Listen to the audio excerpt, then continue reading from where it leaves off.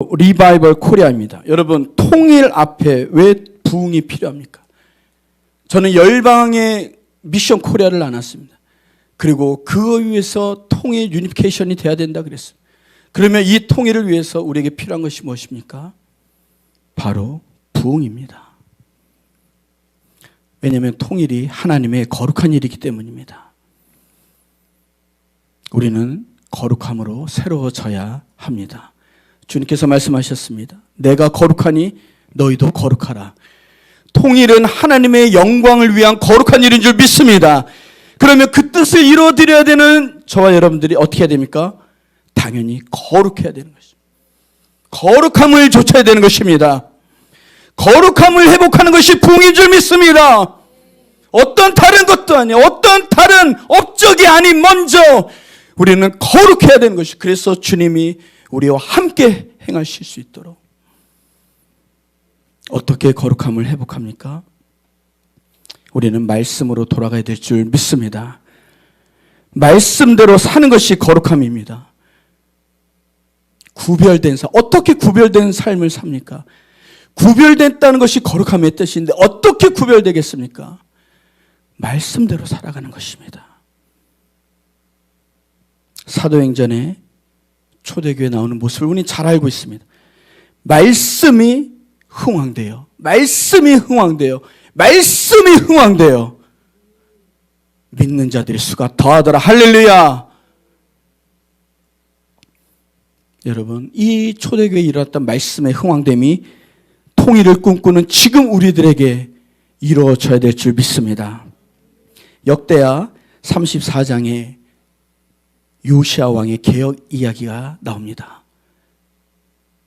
하나님의 그 부르심을 잃어버리고 정체성을 잃어버리고 나눠진 가운데서도 또 북이스라엘과 남유다가 하나님의 뜻을 벗어나고 죄를 짓고 산당에서 제사 지내고 이방신을 섬기고 그런 가운데 요시아 왕이 개혁이 일어나죠. 그 개혁이 일어나는, 다시 말해서 부흥이 일어나는, 그렇게 된 원인이 된 것이 어떤 것입니까? 무엇을 발견했습니까? 율법책을 발견하였더라. 하나님의 말씀을 발견한 것입니다. 그 전에 하나님의 말씀을 잃어버린 거예요. 하나님의 말씀을 잃어버린 것은 뭐예요? 거룩함을 잃어버린 것입니다. 어디로 가야 될지 어떻게 살아야 될지 구별함이 없는 거예요. 거룩함이 없는 거예요. 하나님 부르신 이스라엘 백성이, 택하신 백성이 거룩함이 없고 구별됨이 없고, 왜? 말씀을 잃어버렸기 때문에. 그리고 요시아 왕이 어떻게 해서 개혁을 일으키고 부흥을 향해 나갑니까? 율법책을 발견하였더라. 이거밖에 없는 것입니다. 이 율법책이 발견되어지는 은혜가 저와 여러분들에게 있기를 축원합니다. 저와 여러분들의 삶에, 저와 여러분들의 가정에 여러분 부흥을 꿈꾸십니까? 말씀이 발견되어지는 은혜가 있기를 축원합니다. 한국교회 어떤 부흥을 꿈꿉니까? 지금 우리가 한국교회에 어떤 부흥을 꿈꿉니까? 말씀으로 돌아가. 말씀대로. 할렐루야.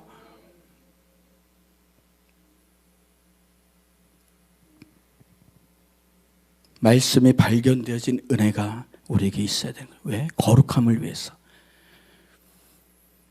7개의 영역을 이야기합니다. 그 7개의 영역의 부흥을 우리가 꿈꾼다면 우리는 어떤 기도를 해야 됩니까? 하나님의 말씀의 진리가 그 7개의 영역의 기반이 되게 하여 주시옵소서. 정치, 경제, 교육, 문화, 가정, 과학, 기술, 예술 모든 것 가운데 하나님의 말씀이 기반되게 하여 주시옵소서. 또한 거룩함에 이어서 무엇이 부흥입니까? 사랑이 부흥입니다. 사랑이 부흥. 왜냐하면 하나님은 사랑이시기 때문입니다. 하나님을 더 사랑하고 가족과 이웃을 더 사랑하게 되는 것이 부흥입니다. 여러분, 거룩함을 제쳐두고 부흥을 이야기할 수 없듯이 우리가 사랑을 외면하고 부흥을 말할 수 있겠습니까? 없습니다. 왜? 하나님은 사랑이시기 때문에. 예수 그리스도께서 말씀하신 새 계명이 무엇입니까? 서로 사랑하라. 사랑으로 하나 되는 것이 부흥입니다. 그러나 이 하나됨을 위해서, 이 사랑으로 하나됨을 위해서 필요한 것이 무엇입니까? 바로 용서와 화해가 반드시 필요합니다. 원수도 사랑하라. 누가 말씀하셨습니까? 누가 말씀하셨습니까? 예수님. 우리의 원수는 누구입니까? 예수님께서 요한복음 17장 말씀에 이런 기도를 하십니다. 잘 아시는 것처럼. 어떤 기도를 하십니까? 십자가에 달려 돌아가시기 전에 하나 되게 하소서. 우리가 하나 된 것처럼 저들도, 제자들도 하나 되게 하소서. 그 하나됨을 위해서 예수님은 기도하셨습니다. 십자가에서 마지막 7마디 중에 한 말씀이 무엇입니까? 저들을 용서하여 주소서. 누구를?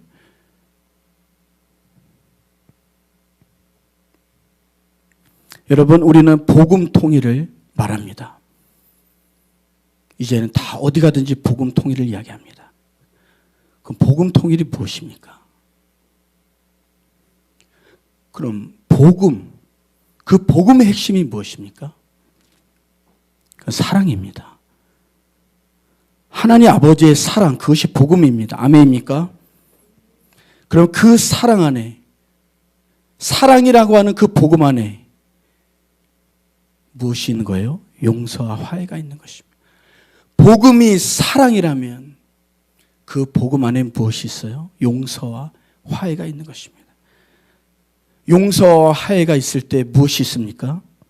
자유와 기쁨이 있는 것이죠. 여러분, 용서와 화해가 없이 자유가 있습니까? 그렇지 않더라고요. 제가 경험해 보니까, 저희 가족 안에서 경험해 보니까 저희 가정 안에서도 용서와 화해가 없이는 자유와 기쁨이 없더라고요. 교회를 다녀도. 다시 말씀드립니다. 여러분, 우리는 복음 통일을 이야기합니다. 그 복음 통일이 무엇입니까? 사랑입니다. 그 사랑 안에서 용서하고 화해하는 것입니다. 그럴 때 무엇이 있어요? 자유와 기쁨이 임할 줄 믿습니다. 복음 통일을 위해서 우리는 서로 사랑해야 됩니다. 베드로 사도가 이야기한 것처럼 이 마지막 때 더 무엇보다 더 사랑해야 되는 것입니다. 사랑하는 것, 그것이 부흥입니다. 또한 무엇이 부흥입니까? 여호와의 제단을 다시 세우는 것이 부흥입니다. 열왕기상 18장 말씀에 엘리야 이야기를 우리는 잘 알고 있습니다. 제1계명이 무엇입니까? 하나님과 우리 사이에 어떤 것도 두지 말라고 하신 것입니다. 너와 내 사이에 어떤 것도 두지 말라. 너는 나만 바라보고 나는 너를 바라보고, 하나님의 첫 번째 계명입니다. 근데 그 사이에, 내가 너를 바라보고 너가 나를 바라보는 그 사이에 어떤 것도 두지 말라는 것이 첫 번째 계명입니다. 그런데 우리가 하나님보다 더 사랑하는 것이 있다면, 물론 교회를 다니면서도 하나님보다 더 사랑하는 것이 있다면, 교회도 다니지만 이것만은 놓지 못하는 내가 사랑하는 것, 내가 의지하는 것, 의지를 넘어 신뢰하는 것, 내가 교회를 다니지만 하나님보다 더 즐거워하는 것, 그 모든 것들, 그것을 우리는 우상이라고 말할 수 있죠. 여러분, 근데 그 우상들이 우리 앞에 있을 때 열왕기상 18장 배경이 되는 것처럼 어떤 일이 일어나는 거예요? 여호와의 제단이 무너지는 것입니다. 하나님의 제단이 무너지는 것은 바로 이 우상 때문에 그런 것이죠. 내가 하나님보다 더 사랑하고 하나님보다 더 의지하는 것이 있다면 내 삶에 무엇이 무너지는 거예요? 하나님의 제단이 무너지는 것입니다. 예배가 죽어지는 것이죠. 우리 가정도 마찬가지, 교회도 마찬가지인 것입니다. 엘리야가 외치는 것이 무엇입니까? 바알과 하나님 사이에서, 하나님과 바알 사이에서 너희가 언제까지 머뭇거리겠느냐? 부흥을 꿈꾸는 우리를 향해, 한국교회를 향해 어쩌면 이 말씀이 동일하게 들리는 것이죠. 교회도 다니지만 또 한 발은 바알에게 가 있는, 언제까지 머뭇거리겠느냐.